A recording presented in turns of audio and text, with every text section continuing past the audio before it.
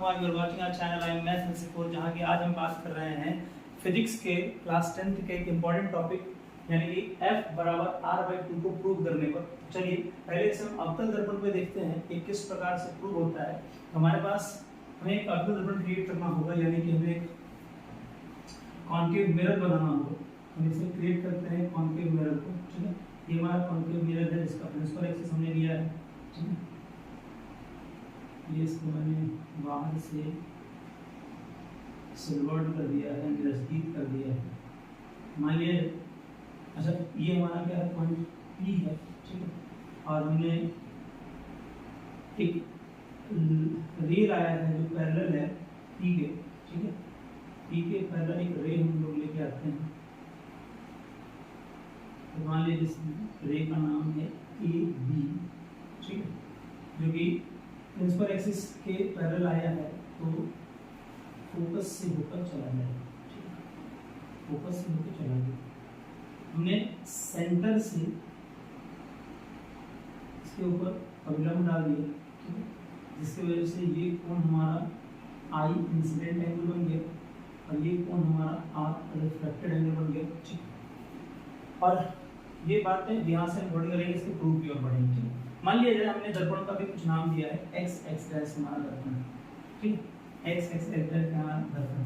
तो ये हमारा जो पिक्चर ड्रॉ हो जाता है, तो इसका आधा काम तो पिक्चर ड्रॉ करना था, उसके बाद का काम इसको प्रूव करने पे आता है। देखो बच्चों, दिया गया है, इस बात को लिखते हैं कि दिया गया है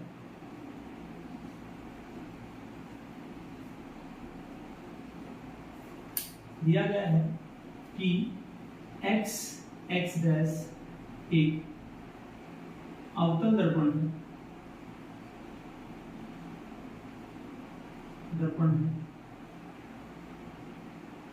जिसका प्रधान अक्ष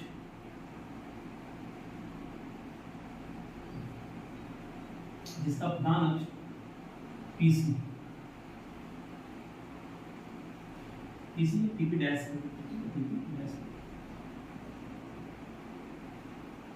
तथा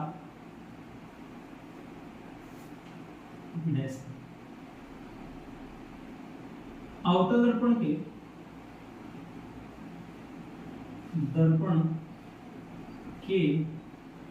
प्रधान अक्ष के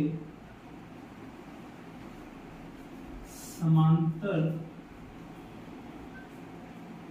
एक किरण AB आपतित हुआ है,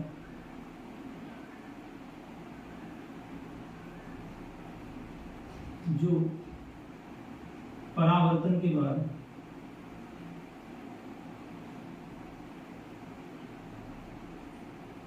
दर्पण के फोकस F से ऊपर जाए।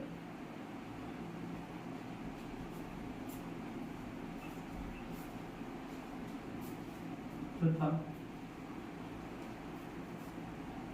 BC अविलंब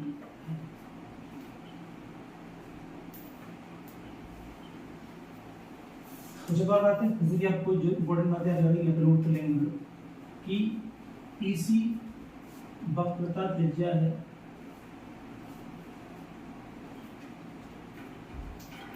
इसको हम R से डिनोट करते हैं। EF हमारा फोकस दूरी है, जिसे भी F से डिनोट करेंगे, ठीक। सिद्ध क्या करना है हमें यहाँ पर, यह सिद्ध करना है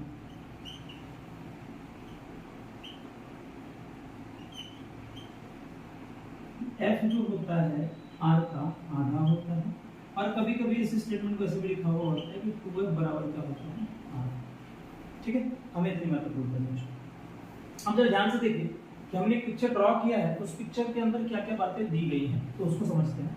तो आप ध्यान से देखिए, हमारे पास एंगल I बराबर एंगल R है। इस बात को तो पहले हम लिख ही लें कि प्रमाण में सुनते हैं, प्रमाण में है कि परावर्तन के नियम से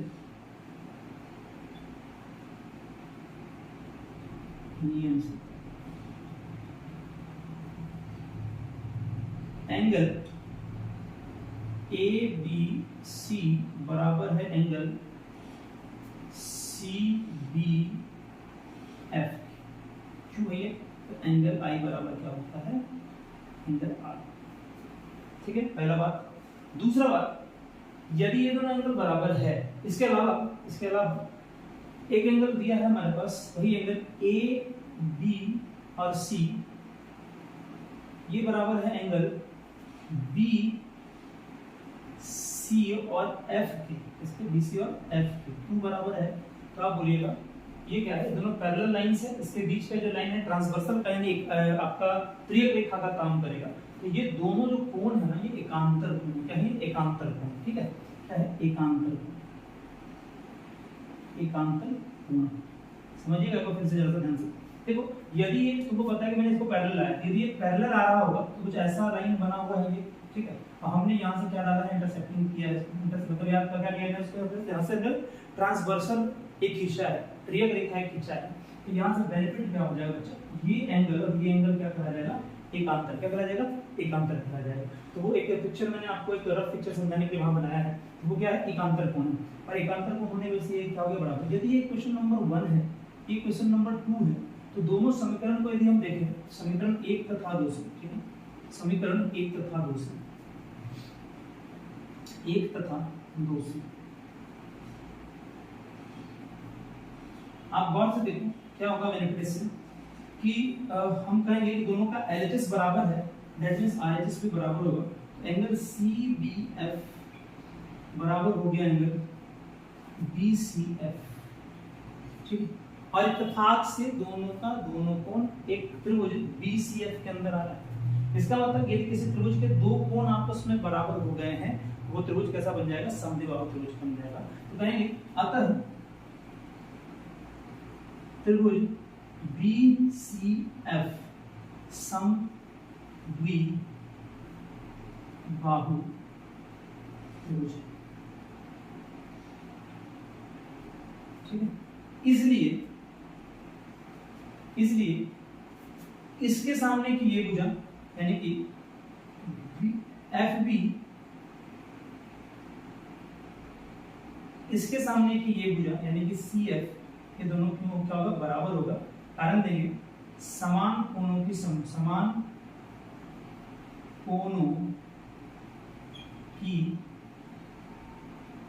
भुजा आपस में बराबर होती है।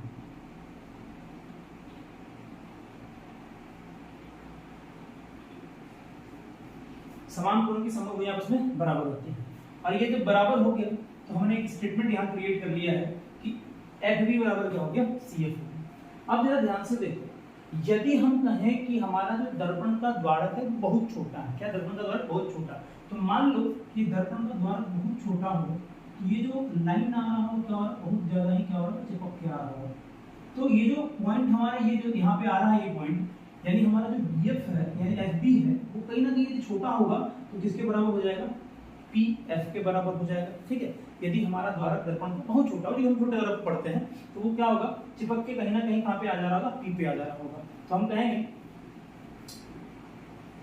जब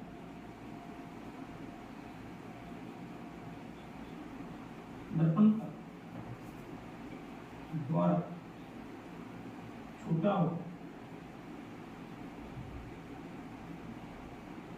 तो P तथा B एक ही बिंदु होंगे।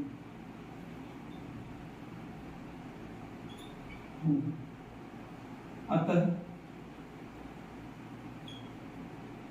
EF बराबर F। ठीक है, इसको यदि हमने इक्वेशन का नाम दिया है, ये इक्वेशन यदि मैं कहूं कि ये इक्वेशन नंबर 3 है और इक्वेशन नंबर 4 है, तो जरा गौर से देखिए, समीकरण 3 तथा 4 से हम क्या बोल पाएंगे? हम कह पाएंगे कि हमारा ये जो BF बराबर है, यानी कि हम कहेंगे PF बराबर किसके है? CF के बराबर। और इस स्टेटमेंट को आप थोड़ा क्या करते हैं? इनहांस करते हैं। तो बच्चों ध्यान से देखिए, हमने एक स्टेटमेंट लाया है PF बराबर CF। अब चूंकि PF को तो हम जान रहे हैं कि PF क्या है, फोकस दूरी, बट CF को नहीं जान रहे हैं, तो थोड़ा इसको समझते हैं कि PF को तो यहाँ पे रहने दो आप, CF किस प्रकार से आप ला सकते हैं। यदि आप पूरे लाइन PC के अंदर PF को घटा दो, ये पूरे लाइन PC में आप PF को घटा दो तो आपको क्या मिलेगा, CF मिल जाएगा।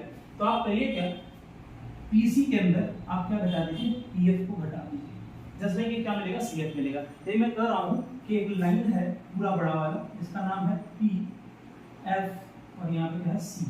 मुझे यदि CF चाहिए होगा तो हम इस पूरे लाइन PF में, इस पूरे लाइन PC में यदि PF को घटा देते हैं तो क्या मिलेगा, हमें CF मिलेगा। फिर देखिएगा पूरे लाइन PC में हम क्या करते हैं, PF को घटा देते तो क्या मिलेगा, CF मिलेगा। ठीक है, तो वही काम कर रहे हैं यहाँ पर। तो यहाँ से बच्चों ये PF इधर चला आया, तो ये PF प्लस PF बराबर क्या हो गया, PC हो गया।